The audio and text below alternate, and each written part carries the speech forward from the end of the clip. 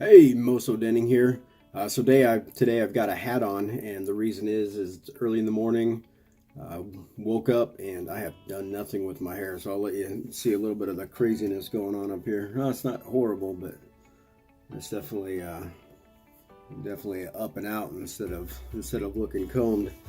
So I got this on, um, and I've got two topics really that I'm going to talk about. The first thing I'm going to talk about is a little update on and my personal experience from carnivore diet. I said that I would give little bits of updates about the carnivore diet that I am doing, and then also I want to talk about one of the blog posts that I wrote.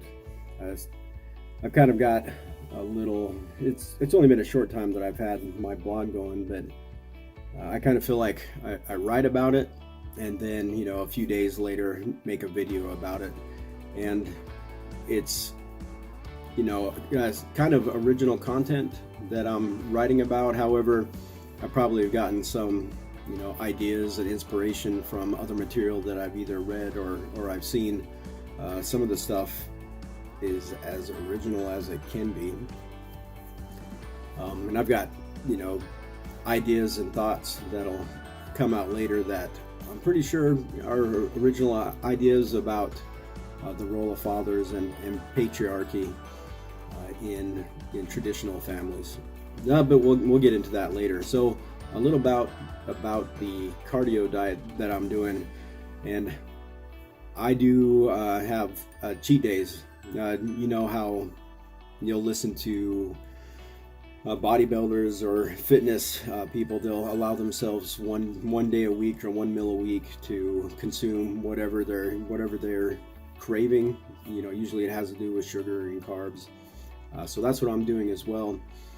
I'll do 6 good days of carnivore, and then on the seventh day or whatever day works out good for me and my schedule and my wife's schedule is we will have a cheat day or a cheat meal. Usually it just turns into a cheat meal, and we like ice cream, so we'll have some ice cream.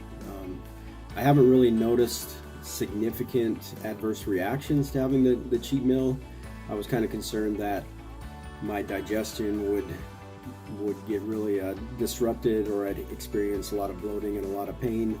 It doesn't really happen with me. I'm able to have the cheat meal and then get right back on it the next day for the next six days. And so it definitely helps out with the palate, not just eating meat continually all the time. And so it throws in a little variety there. So when I start again on the carnivore diet the next day after my cheat day, I am good to go, and I'm not just going, oh man, meat again. So it's working for me.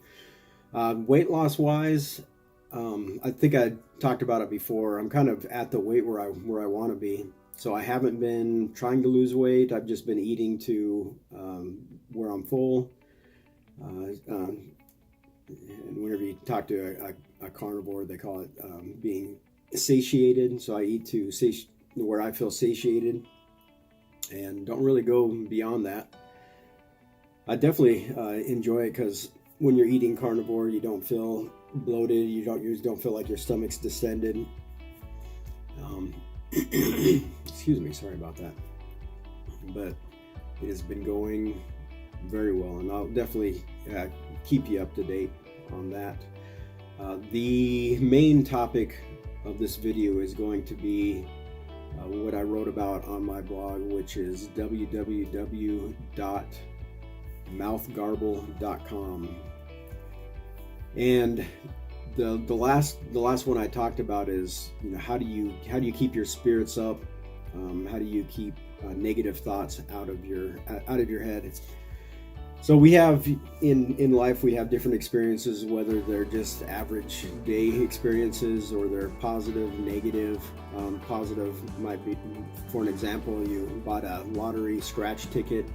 I'm using different examples than I used in my little blog post, but say you buy a lottery scratch ticket, you scratch it off, you win $1,000, right?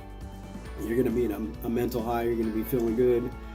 You're not going to have any adverse effects about unless you go out and you waste the money, and then you bring yourself down into a low because you wasted the money on something. Like, people who win the lottery and then a few years later they're broke again. But then there's also experiences that bring you down. Say you're just struggling at work, you're having a hard time keeping up, and so you start thinking about that and dwelling on that, and you start hitting mental lows, getting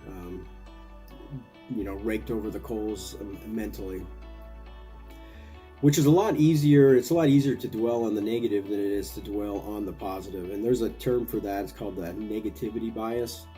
It's just saying that generally people focus on the negative instead of focusing on the positive.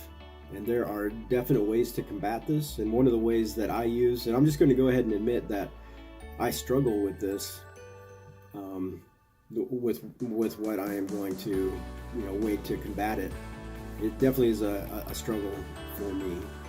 The way that I talk about is that you want to continually keep your mind active, continually do something so that your mind isn't drawn back to the negative things with that negativity bias. So when you get up, instead of just sitting down and going through the woe is me thoughts, how bad my life is, just start doing something. Get up, go exercise, start reading a book, keep yourself active. And this is where I kind of struggle, because I have a tendency to want to get up, sit down, watch some YouTube.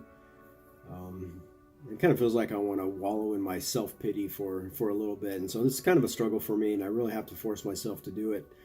And that goes back to the phrase, just do it. You have a good idea, something that you want to do and accomplish, instead of sitting there and procrastinating, get up and do it. It'll keep your mind occupied, and it'll keep you from thinking and dwelling on the negative.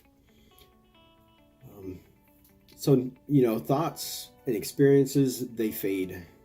You think about, your first high school breakup and how horrible and heartbreaking experience that was, and it hurts so bad for the first few days and for your first few weeks, but eventually it fades and it goes away and you recover. And so that's pretty much the same thing.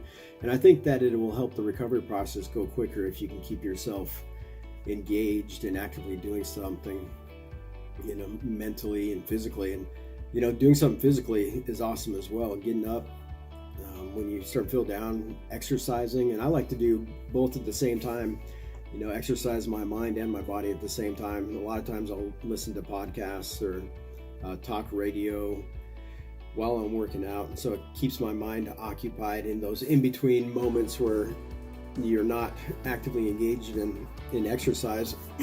So you're doing bench press and you've got, a minute and a half between sets, and it keeps your mind occupied, and listening to the podcast and thinking about what they're talking about, instead of going back to the negative thoughts. So that's what I definitely do, is try to stay active, and this is something that you can do on your own. However, I do want to say that if it gets to a point where you can't manage it yourself, please reach out, call somebody, get professional help. A loss of a human life is tragic, and you don't want to see it happen. So please, know what resources you have, whether it's family or it's a hotline, friends, co-workers, anybody that you can call and contact and say, hey, I'm in a low spot and I need help. And don't be afraid to go see a professional. I know that there has been negative stigmas attached to going to see a healthcare professional, mental health, behavioral health professional, but those stigmas are going away, and learning more and more about the human mind and the suffering that people go through as they're fighting mental lows. So I encourage you, if it's something that you don't feel like you can handle on your own, and staying active, or maybe journaling and writing good things that happen throughout your day to help focus on the positive, go get some mental health. I'm rooting for you, and I hope that you're rooting for me as well. And so, as always, this is Moso Denning. I hope that we're able to inspire, heal, and uplift, and take it easy.